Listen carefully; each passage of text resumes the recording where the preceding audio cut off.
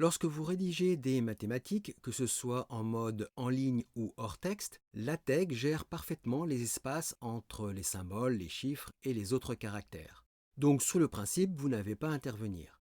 Mais dans certains cas, vous pouvez souhaiter optimiser la typographie et notamment les espaces afin d'avoir des documents impeccablement rédigés selon vos propres critères. Dans ce cas, il vous faut connaître les différents espaces que LaTeX utilise en mode mathématique et savoir les modifier, les optimiser. Eh bien, voyons tout ceci dans cette séquence.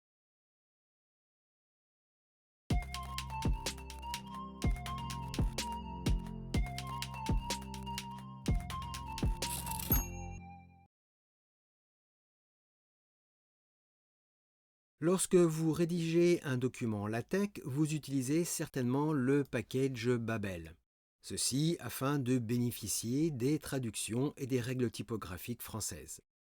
Mais il faut savoir qu'en français, suite à une virgule, il y a toujours un espace après ce caractère. Dans cet exemple, nous avons bien la déclaration du package Babel et l'option French est indiquée dans la classe de document afin que les autres packages soient informés de son utilisation. Dans ce cas, si vous avez une équation avec un nombre à virgule, eh bien il y a un espace après cette virgule comme dans cet exemple. Nous avons bien ici un espace après la virgule du nombre 1,5.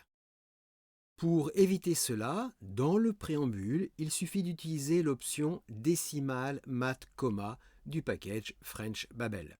Donc juste après sa déclaration, je vais à la ligne et je saisis cette commande. J'enregistre et je compile. Et à ce moment-là, vous pouvez voir ici que nous n'avons plus l'espace situé après la virgule. Sachez que vous pouvez aussi utiliser cette option dans le document pour l'appliquer à une section du document. Il suffit alors de limiter sa portée en plaçant cette commande entre accolades.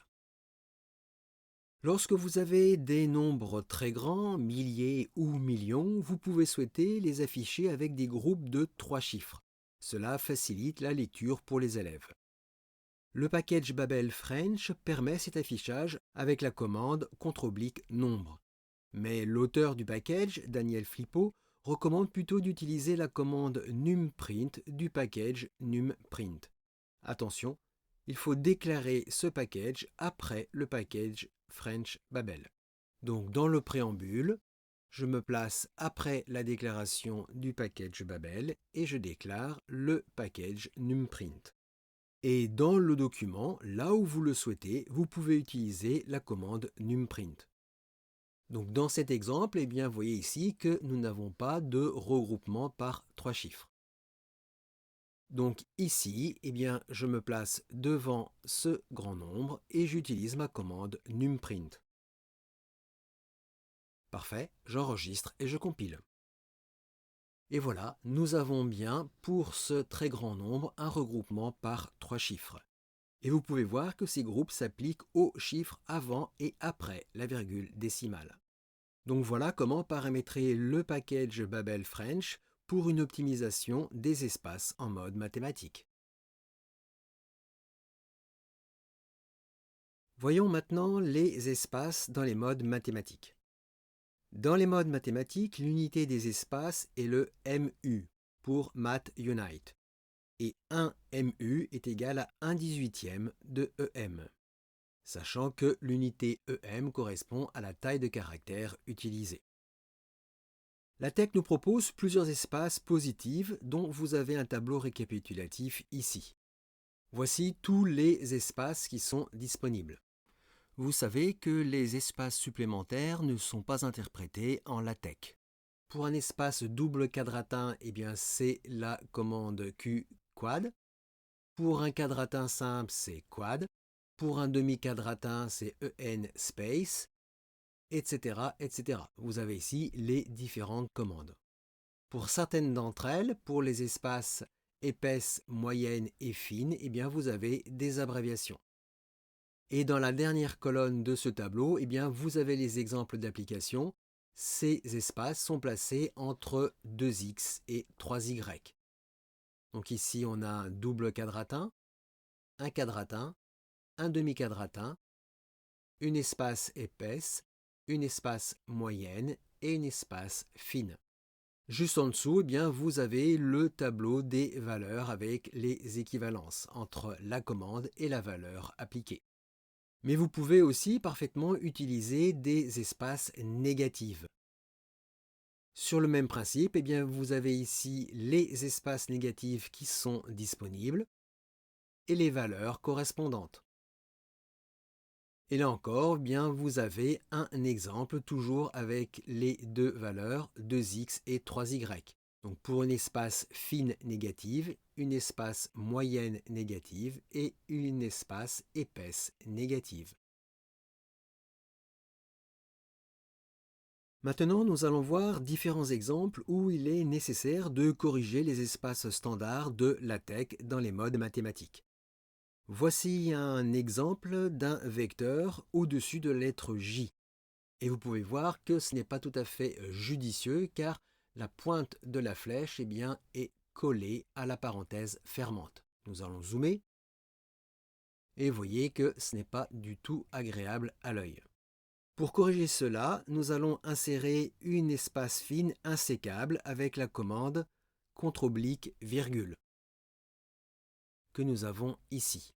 Et voilà l'affichage obtenu. Je vais zoomer à nouveau et vous voyez que c'est nettement plus agréable. Et vous pouvez, si besoin est, mettre une espace encore plus grande avec une espace moyenne. Nous avons ici la commande /2. Et le résultat affiché ici, je vais zoomer.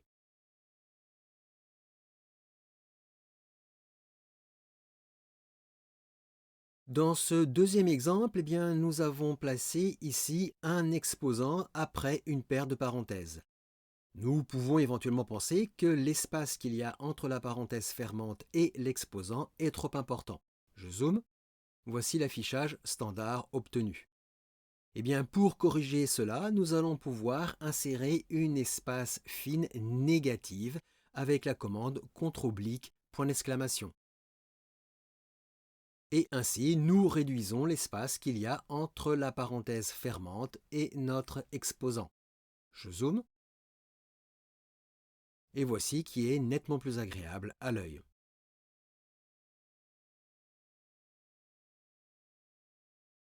Il est assez fréquent de présenter des équations qui varient selon certains intervalles. Dans ce cas, il faut indiquer dans l'équation les raisons de ces variations. C'est pour cela que nous utilisons l'environnement cases. Nous avons ici l'environnement parent qui est un begin align et à l'intérieur, nous avons nos trois cas de figure qui sont indiqués dans l'environnement begin cases. Et nous avons le texte explicatif ici avec le /texte si. Et voici le résultat affiché. Nous voyons que dans ce cas, très clairement, les textes explicatifs sont collés aux éléments mathématiques. Donc il est vraiment indispensable d'ajouter des espaces pour écarter le texte des éléments mathématiques. Dans cet exemple, nous allons utiliser un espace quadratin. Donc dans les trois cas de figure, nous utilisons la commande /quad juste après l'insertion du texte avec la commande /texte si. Et voici le résultat affiché. Et nous avons bien une espace équivalente à un quadratin après chaque texte qui comporte le mot si. Nous avons donc quelque chose qui est nettement plus agréable et nettement plus facile à lire. Dernier exemple avec de simples équations qui sont alignées sur le signe égal avec une esperluette. Nous avons ici les trois équations et devant chaque signe égal, nous avons l'esperluette. Donc nous avons un alignement qui se fait sur le symbole égal. Afin de mieux différencier les deux parties, gauche et droite des équations, nous pouvons insérer des espaces de part et d'autre du signe égal. Dans cet exemple, nous allons insérer une espace demi-quadratin avec la commande /en space. Devant chaque esperluette, nous mettons notre commande /en space, ainsi que après le signe égal. Et ceci pour toutes les équations de notre système. Et nous avons ainsi un système d'équations qui différencie nettement mieux la partie gauche de la partie droite de ces équations avec cette insertion de l'espace avant et après le signe égal. Bien sûr, libre à vous d'utiliser l'espace que vous souhaitez. Donc voilà différents cas de figure où la personnalisation des espaces peut être pertinent. Et bien maintenant, vous savez exploiter les différents espaces proposés par LaTeX en mode mathématique afin de personnaliser et de présenter au mieux vos équations mathématiques.